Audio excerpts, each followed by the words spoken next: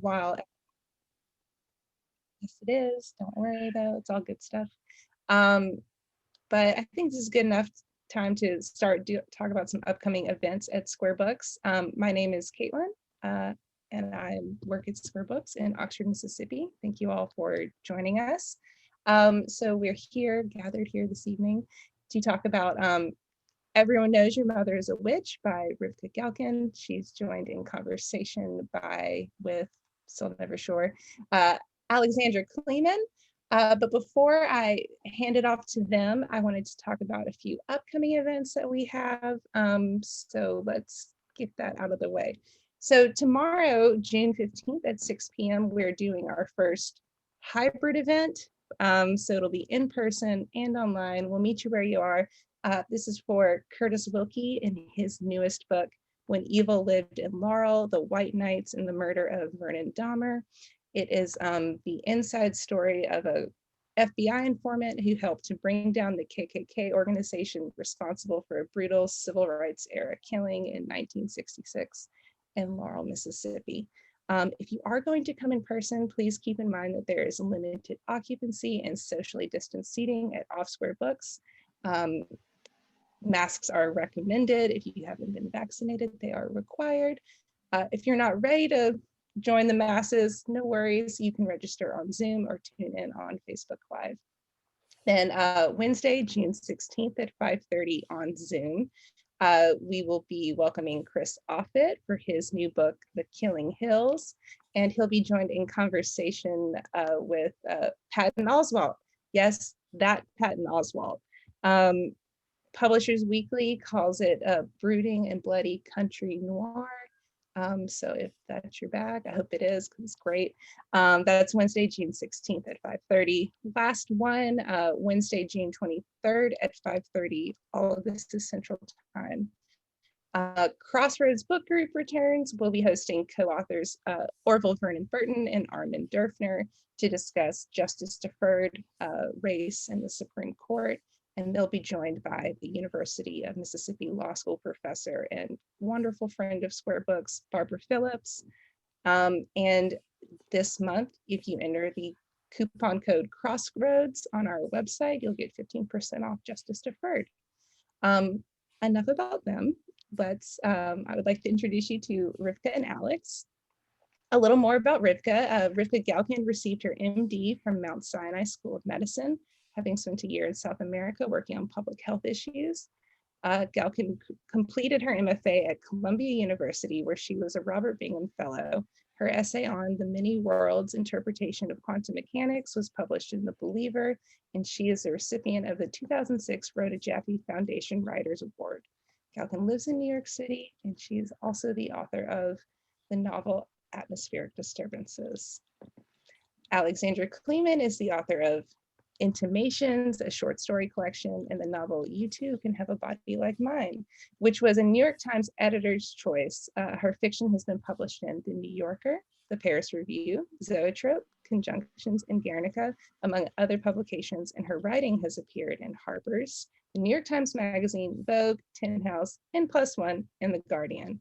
Her work has received fellowships and support from Breadloaf, the Gerasi Residence Artist Program, the Virginia Center for the Creative Arts, and the Headlands Center for the Arts. She is the winner of the Berlin Prize and the Bard Fiction Prize and was a Rome Prize Literature Fellow at the American Academy in Rome. Her latest novel, Something New Under the Sun, will be released in August 2021, and we're excited to read it. She lives in Staten Island and teaches at the New School. Phew, two very accomplished ladies. No, don't be sorry. I'm happy to brag on you both. So, but I think everyone's tired of hearing from me. The folks that are joining us, please feel free to submit any questions in the Q&A, and I'll come back at the end of the talk to moderate those. Rivka, Alex, thank you both so much for spending this evening with us, and y'all have fun. Thanks. Thank you so much, Caitlin, and thank you, Alex, for agreeing to chat with me. And also, it just sounds like a really fantastic week, a fantastic and violent, bloody week in Oxford. So I'm happy to hear about it. Rivka, are you willing to read it all from this book? Because I'm hungry to hear Katharina's voice in your voice, which I feel like is the one that can do it justice. Yeah, no, I'm definitely happy to read. I think I'm gonna read. But it is, I like to think it's almost impossible to hear me read and picture a 70-something-year-old woman, but I know it's actually very easy to hear me read and picture a 70-something-year-old woman. So I'm gonna read a little bit when she's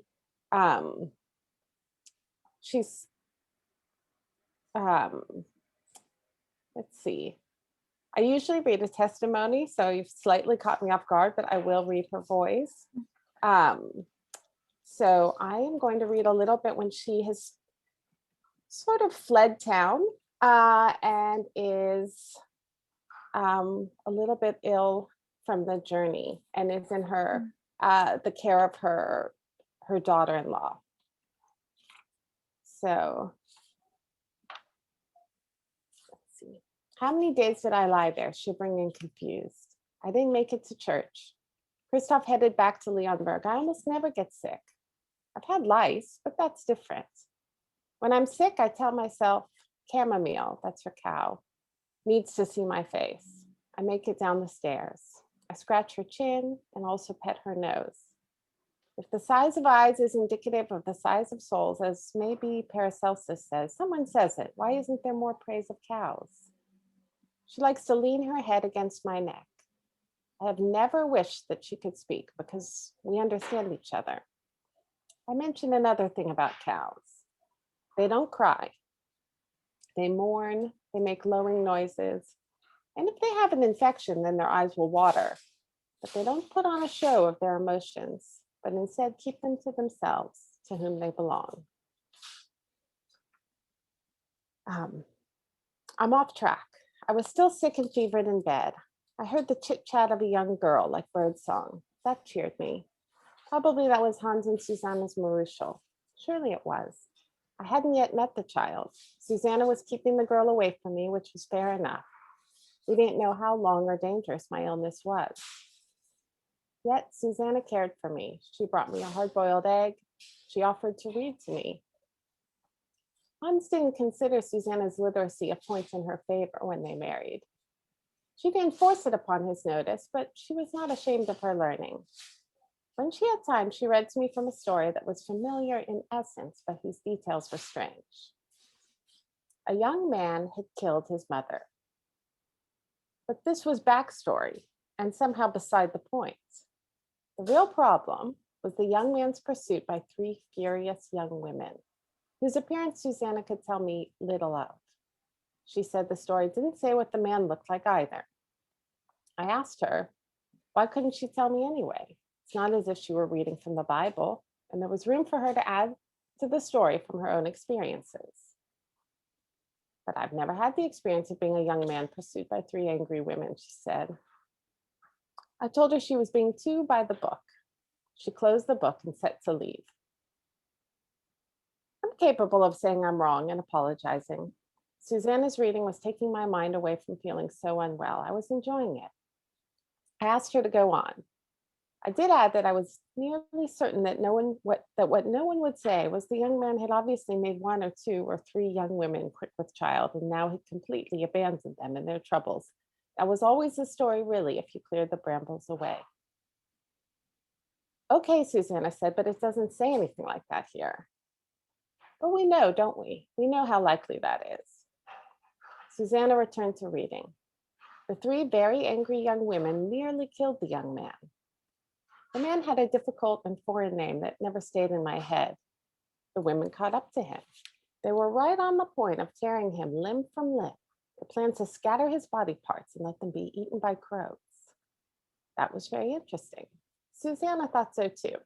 I imagine Gertie would also have been interested. I said I knew a story where hawks are fed the body of a boy. The stepmother does the feeding. The stepmother then lies to the boy's sister and says she doesn't know what happened to the boy. He just went missing. But the birds sing the guilt of the stepmother all day and night. It's quite a tale. And in the end, the poor murdered boy returns. One of the birds becomes the boy. You're feeling better, she asked. No, I said. I see. Well, this story is like that story you describe in one way. It also has a happy ending. I'll pause there. And her stepdaughter is reading to her in part because she herself is, because she's sick, and also because she can't read or write. Thank you so much, Rivka. I was so excited to hear that I could talk to you about this book. I read it during a period of level red lockdown here. So it's the least fun level. It's the one where you can do the least and where you're stuck indoors and where the world really feels grim. And it was such a funny, heartbreaking, and fresh and original book that both seems to mount a daring escape from these times and also be staring some of the most ominous impulses of our moment square in the eye. And I'm excited to do this event about a week after the launch date because it means some of you in the audience may already have had a chance to read the book on your own, and that means you and I can gush about it together, and that you can ask questions in the chat that are itching at you. For example, how do you learn to communicate with a cow? And what are the signs you can read to communicate with a cow or make a great poultice? For those who haven't read it, this book is set in the 17th century, and it's a story of Katharina Kepler, maybe better known as Johannes Kepler's mother, a woman living alone in a small German town who is falsely accused of being a witch by her resentful and werewolf-like neighbor Ursula. As the town turns against her, Katharina has to defend herself and mobilize some sort of a resistance to this tide that seems to be coming at her unstoppably. There's also an amazing profile of you in Vulture recently, and you use this metaphor of writing as truffle hunting, and excuse me for feeding your words back to you. You say, I once found myself describing the fiction writing process as gardening for truffles, and I sort of stand by that. You can't plant truffles, but you can sort of nose around for them. I try not to be in control of the meaning of my writing or even the themes, and try instead to obey the sound of them, the form of them. And it's such a wonderful balance of conscious and unconscious, strategic thinking and lucky chance. So I'm interested in how this project, the one that we're hearing about today, came to be. Where did it start? What was the first thing you knew about it? Yeah, I have a great habit of not finishing books. And so I was working on a different book, which I haven't finished and might never finish.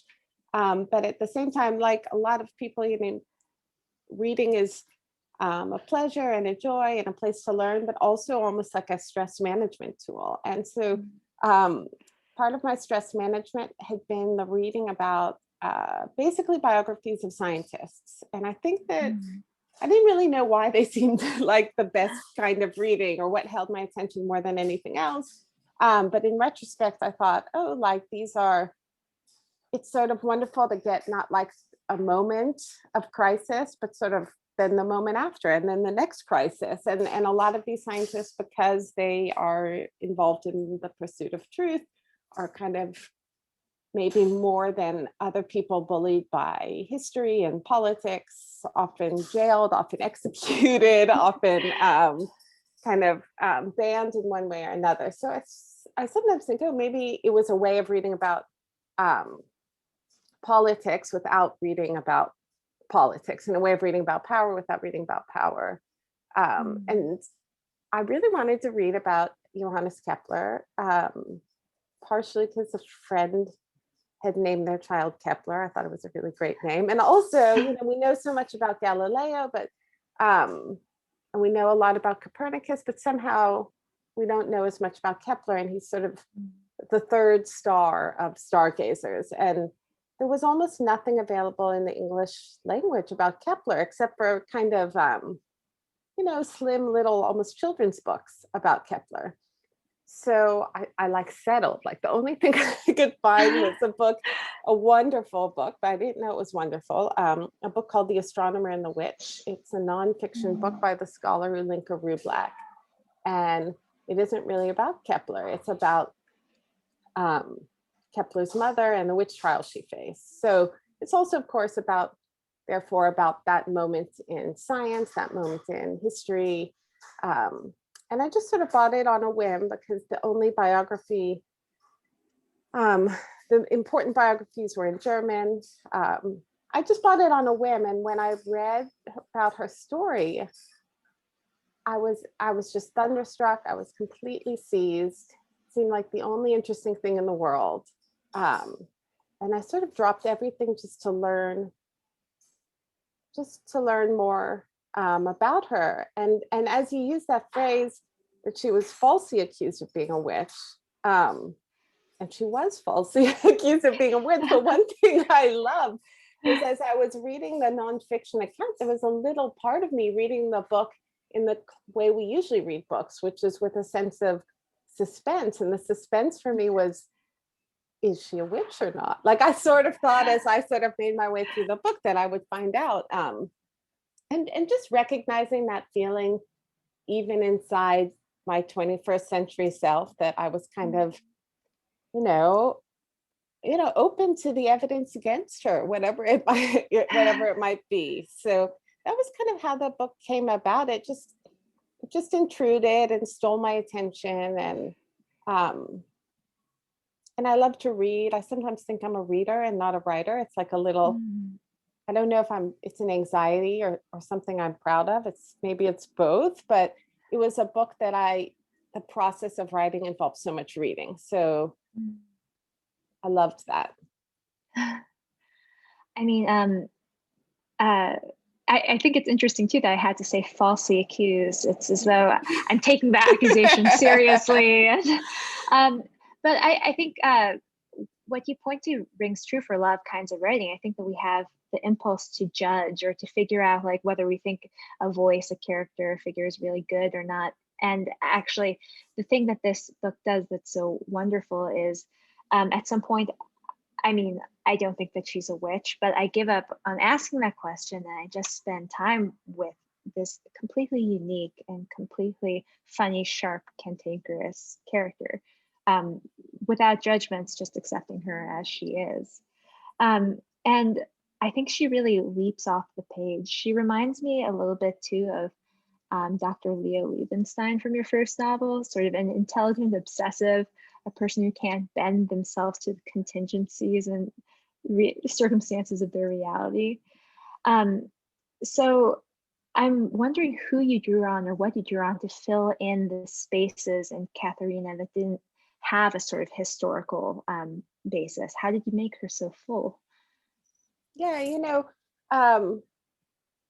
I will say that I'm one of those people who, when I find the voice of a book, it becomes much easier to write.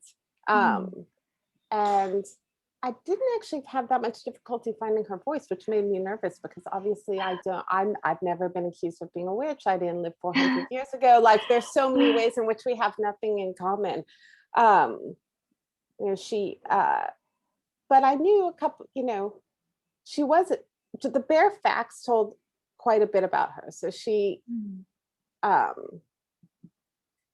basically raised her children on her own, had to make her own money. She didn't have, she was widowed, and also her husband was mentally sort of,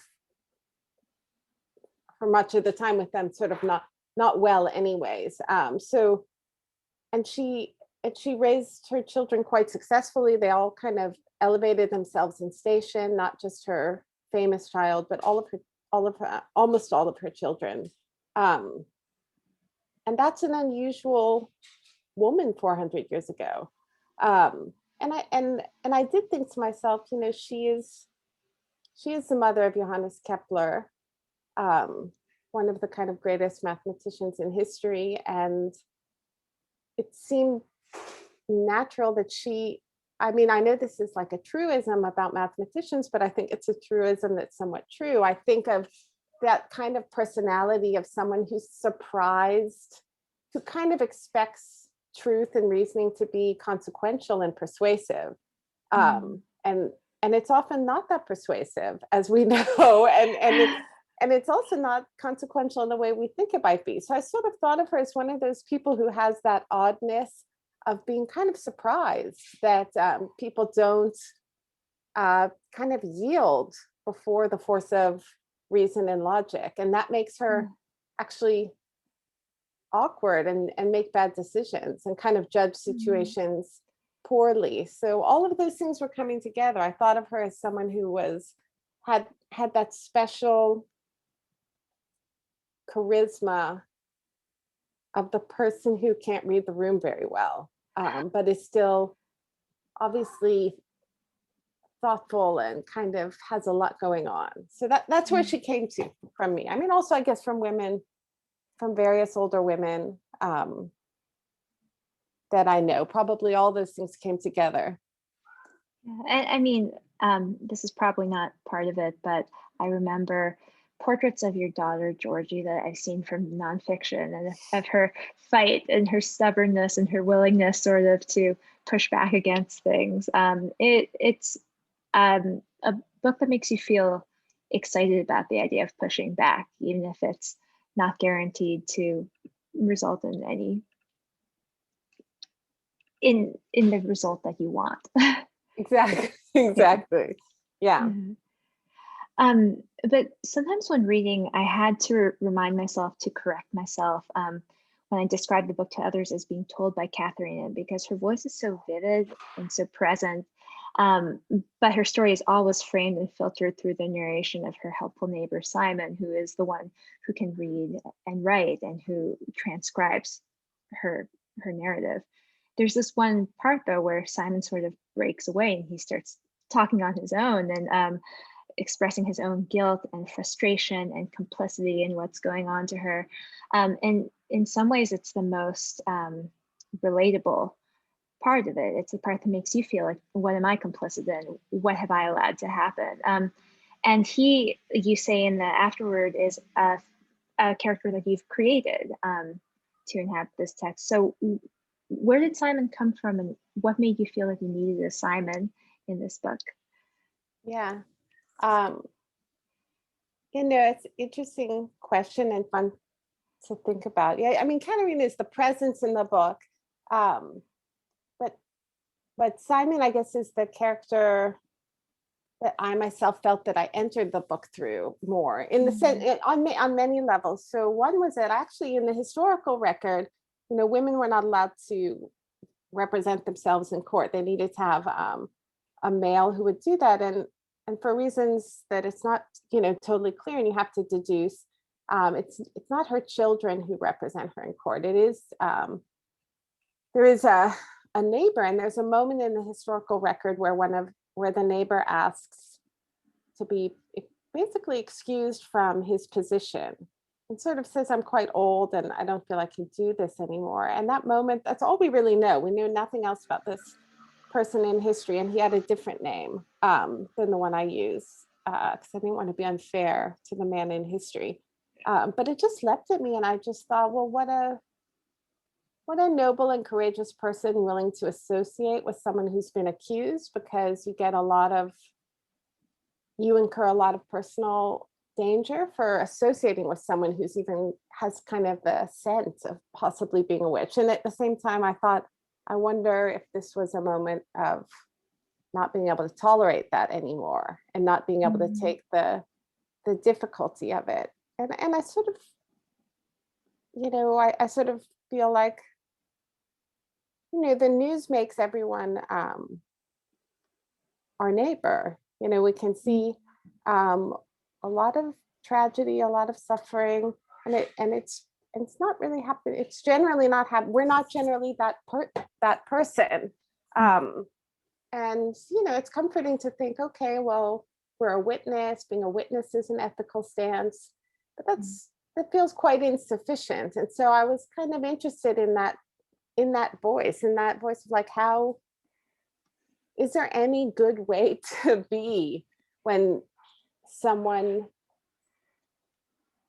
to help somebody else? And so I felt like that was a voice that was of interest to me, because he's in the position of the bystander, basically, and just to think about that position, and also to have a Kazuo Ishiguro like character, because Ishiguro is one of my favorite writers. And his characters are always kind of vexed and worried and hiding something from themselves. They have like some insight about their position that is frightening to them, and that they have to take a novel in order to gain insight. So I think it was that I myself, like you, feel like the witness to someone else's terrifying situation, to Katerina's terrifying situation of being put on trial as a witch, and it was just a way into the emotions of that. Yeah, I mean, to like be in proximity to injustice, but not be the one who is experiencing the injustice is a complicated position. It requires a novel-length grapple. Yeah. A Kazuri Shigoro grapple. Yeah. And that gets at also a question I had about the time frame in which this book was written, because I think you've said that you began writing it shortly after the 2016 election. And so it was a politically charged time that in some ways caused for an escape, but you also seem to have ended up with a book that looks at, I think, a lot of the political dynamics of our moment. Did you expect to be there? Did you, is there ever really an escape from the moment, even within a historical novel? Yeah, no, I am an escapist. That's why I was reading scientific biographies. But of course, like, I feel like when you're running from something, it's therefore kind of determining your course, and it determines where you run to. So I do feel like I was trying to exit, at least briefly, because I think we all probably quadrupled our news intake and the frequency of the intake also. I mean, it's great to sort of read an in-depth, thoughtful anything about anything, but I'm not sure it's so great to sort of every 9 minutes wonder, I wonder what's happening right now, maybe right now, what's going on right now. And I think like a lot of us shifted towards kind of more of a sort of perennial kind of little bit of alarm. So I think I was trying to escape that and get to a mental space that was more persistent and could hold a thought longer and follow a thought longer, and think in a register other than shock, disbelief, rage. I just feel it's like not like the most, for me anyways, not like an illuminating register. So I definitely did not in any way sort of intend to write find a historical moment that mirrored ours in some way, but of course I imagine it would be hard to find a historical moment ever that doesn't have some resonance with the present tense. But I think in retrospect, I'm not so surprised that I was so seized by a story in which in which like reasoning and truth just don't get much grip. They just don't get a lot of traction. And the other thing I found, oh, they're definitely not the magic key that Katharina thinks they might be, or that Johannes might be. Yeah. Sorry to interrupt you. Oh yeah, no, I was just saying the other thing, like when I was reading, one, it's always just so moving to read things from the past. It feels so close and fresh. Like there's sort of Johannes Kepler writing about a salad. That's like an amazing, like, that's so fun to read. And then, but also reading about things that were stressful and then yielded to something else, because it often feels like the present is eternal. And, even the 30 Years' War, which was just an awful time, was about 30 years long, and then it yielded to the next thing. So I'm so sorry, but can I ask what Johannes Kepler wrote about a salad? He was describing sort of the harmony of the universe and how it could look. He was describing it, I think, to his wife actually, and how it could look chaotic and have these different parts, and then it sort of comes into a harmony. So it's actually almost like a kind of embarrassingly, like, it's not even like a great metaphor. I guess that was also quite moving to see a genius just sort of like groping for a kind of relatable metaphor. Yeah, and arriving at something that you go, yeah, that makes sense, and then you go, no, that's not a perfect fit. Not Like really it actually salad. confuses me about the universe a little bit more. Exactly. I'm like, do I eat it? It just like doesn't work on every level. Yeah. Not on every, but on some. Yeah. Well, because we're talking about Kepler, I think this connects to the previous question, which is that about the role of science in this book, because obviously Johannes Kepler is very well known and Catherine Kepler is much less so. And Kepler's work pushed against orthodoxy and existing religious scientific dogma in a certain way, which had political and social implications. But his discoveries and his actions as an individual in this book don't really seem to make the difference. They don't do much to address this particular situation, even though he is a very brilliant guy. Is this related at all to your own relationship to the world of empirical knowledge? Like, can science offer us solutions to witch hunts and other things we might encounter in our life? Yeah, no, I had a lot of fun learning about kind of how he negotiated all sorts of difficulties in his life. So, he was someone who had, friends who, kind of good time friends, not sort of people who set out to be martyrs, but people who set out to sort of have a good time. He had who were, burned as heretics. That wasn't like, that was an intimate experience of his. And he was sort of, in a wonderful way, like he was not the sort of absent-minded professor. He was sort of always ingratiating himself to power. He came from nowhere. He was sort of a peasant from nowhere that nobody knew, with no important connections. And he became, very powerful, although in a way that didn't help him that much, and no one ever paid him, even though they promised they would pay him. He had all these sort of different kinds of problems, and it was just interesting to see, especially in his letters, that he was good at appealing to power because he had to be good at it. He had sort of nothing else to fall back on. His contemporary that he worked with, Tycho Brahe, was one of the wealthiest men in his kind of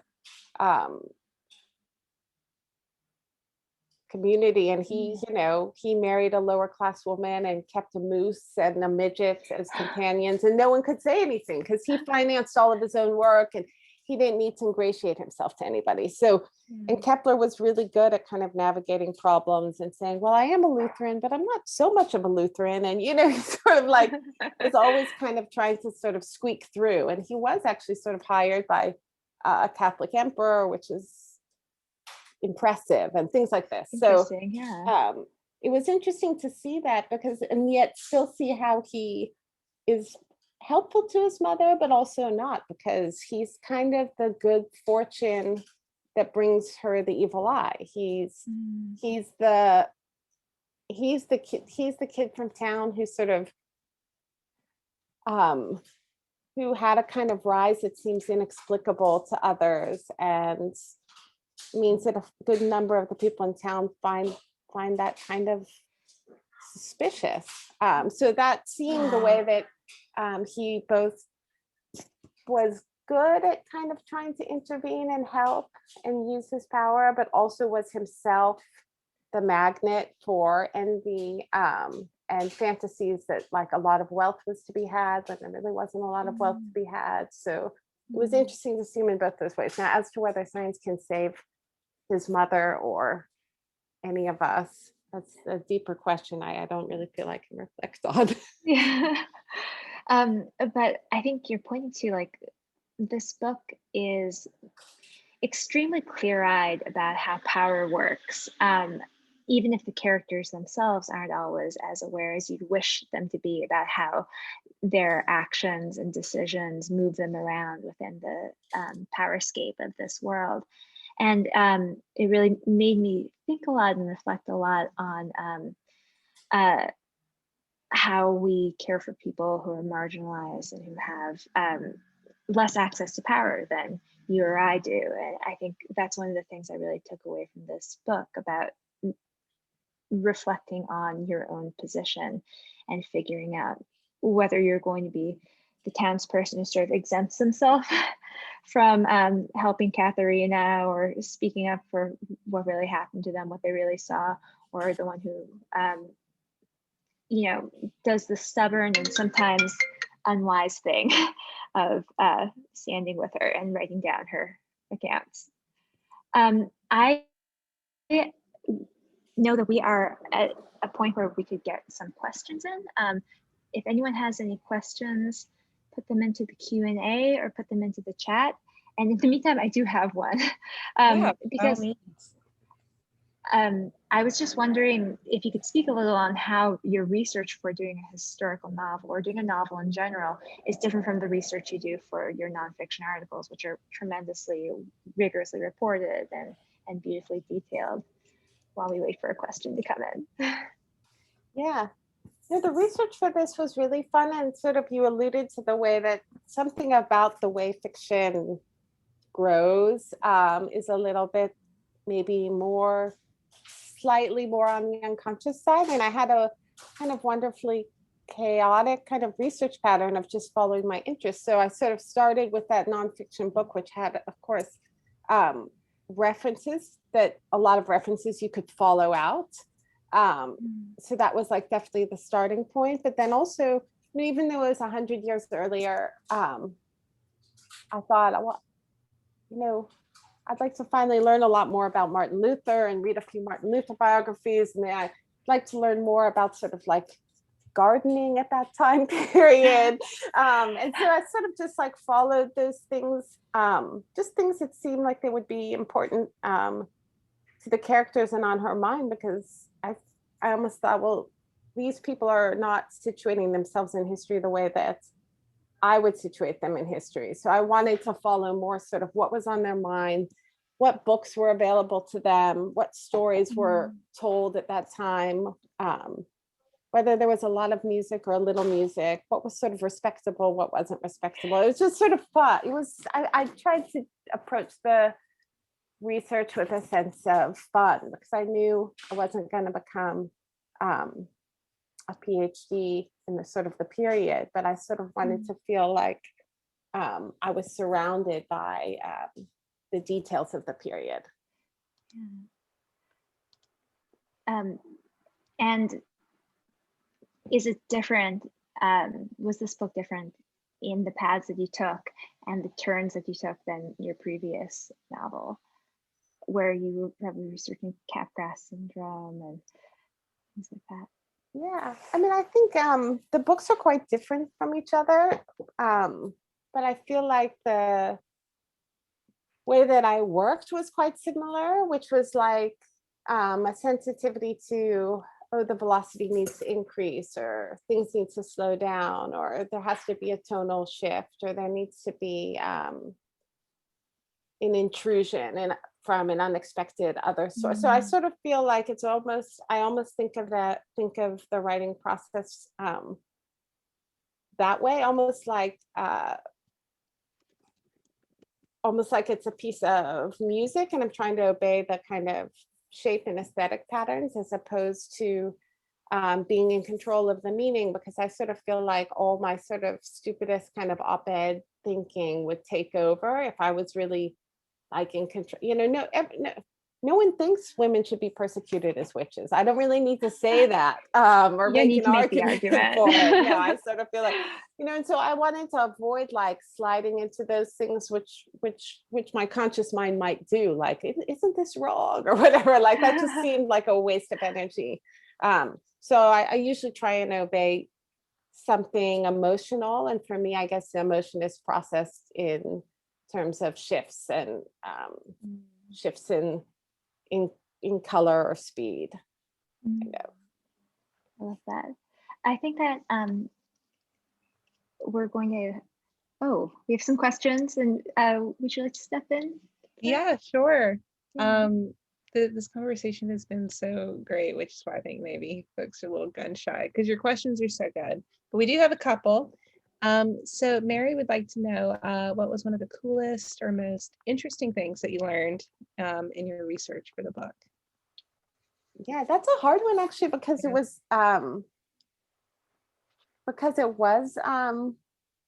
like a lot of fun, and a lot of, I guess, like the coolest details were very, very sad. So like I don't know if I would call them the coolest, but No.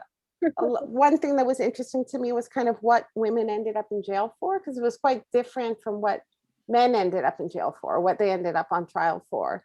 And of course, they were often on trial for sexual crimes, prostitution. That was a popular one. They had a very different idea of licentiousness. But also, there would be stories like, a woman who sort of worked at a hospital for the poor, who had never hoped to marry or expected to marry, but then was going to marry and sort of had taken discards from the hospital, like a broken cup, a spatula. And she sort of ends up in prison for sort of 10 years for trying to put this saddest dowry ever together. Like, you would just come across a lot of things, a lot of details like that, and that really like made you able to picture the person who was at the center of that. Picture a person in love, taking might seem like a mild risk and stumbling into a horrible consequence. Yeah, I mean, I don't want to say like I love that, because that's horrible, but that kind of made me think about like, well, because you're doing all this research looking for kind of historical records of women's lives at the time, and I just kind of like, you wonder, like, since like women weren't the ones who were writing it down, like who made the decisions to write what, and kind of what is like what was never recorded and what was kind of lost. And I wondered if maybe you found that as kind of invigorating to try and kind of fill that in, or maybe a little bit heartbreaking, or both, or some other emotion. Doesn't have to be, does that make Yeah, sense? no, absolutely. And I mean, that was also for me part of the kind of dark comedy that kept showing up again in the historical record over and over, because as you said, women weren't, first of all, most people weren't literate, and women were even less literate. Women were even less literate, and they weren't in power. They weren't being documented, with a few exceptions. So the records you do get tend to be sort of their interactions with the state, through trials in Germany, just as you might imagine from our kind of collective, like slightly false but also slightly true idea of Germany. They have excellent records, right? So they have like great historical records. And there was a woman who there was a lot of control around who could hold a job, and that you couldn't be just a weaver on your own because you knew how to weave. There was sort of a guild. And you couldn't get into the guild as a woman unless maybe you were a widow and your husband was there, and that guild was sort of a bit more liberal, the part where you were, and then you could get in, whatever it might be. And it was interesting. There was like a woman who basically was like kind of nudging her husband to say something at the town meeting, about how the tax should be changed. And she gets put in the public stocks for 2 weeks because she's sort of speaking out of turn. So you kind of catch sight of the women's lives in that way. And in terms of the laws around being a woman, like there were a lot of laws around spinning bees. Like spinning bees were considered this like immoral thing that would get out of hand, because women would stay up sort of so late kind of spinning, which you'd think would be productive and wonderful and everyone would want the women to do it, but I guess they would like talk. And so it's like this center of kind of information exchange and gossip. So all these rules come in about kind of how long you can spin and until what time at night. And it just was like kind of interesting because you can kind of catch a reverse picture of women's lives from these limitations on them. Yeah, that makes sense. That's wild about the spinning bees. So women are getting out of hand with their spinning. Yeah, a couple more questions. This one comes from Alex, and we've kind of like danced around this, but they write, I was so surprised and excited to even hear the title of your new novel. Did you ever think you'd write a historical novel? No, I definitely didn't. I'm so surprised, but I do think that's like a pretty common like experience. I think that's why I finished this novel and haven't finished other novels, because it was like kept surprising me and like putting me outside of my comfort zone. And yeah, I think that's why I didn't finish so many other projects and did finish this one. And I like form changing, and historical novel is a shift in form. I mean, it's kind of like a fantasy novel, and I didn't think I'd read a fantasy novel either, so it was kind of fun to be in another form. Yeah, no, that makes sense. And yeah, I don't know. And I feel like, I mean, genre is like important, but it's also just some of it's like just marketing, good book, Yeah. good book. Okay, so our last question, unless anybody has one more, now's the time. This comes from Norma. She says, I'm interested in what you said earlier about acts of compassion, especially vis-a-vis the bravery of granting humanity to people who have been publicly condemned or pilloried. That feels especially relevant to a lot of conversations we're having today. Could you speak more about how historical fiction and the hindsight that form allows may allow you to magnify those moments? Ooh, bravo, Norma. Yeah. I feel like that question has like the courage about the current moment that I almost like couldn't have. I think we've all sort of had like, I imagine we've all had at least one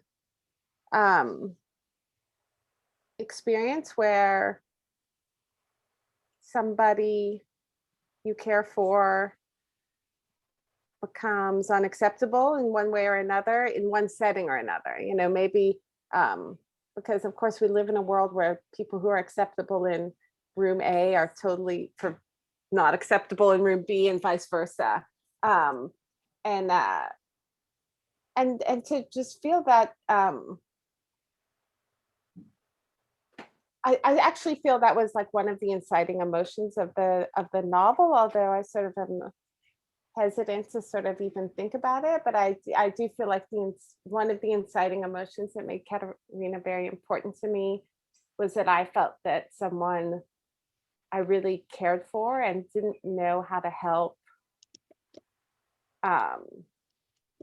was kind of had this jiggerot of kind of false information rolling at them. And I think that was, I mean, actually, it's interesting because I actually think that was one of the inciting emotions of putting the whole book together. And yet I sort of wrote the whole book and I still don't know how to sort of properly or intelligently like answer Norma, because I sort of feel almost that it was that's like so deep an ethical and emotional question that it's kind of like a story answer almost, rather than a different kind of answer that I can think of. I think you did a good job answering it, if that matters. But it looks like, I don't know how you're going to top that question.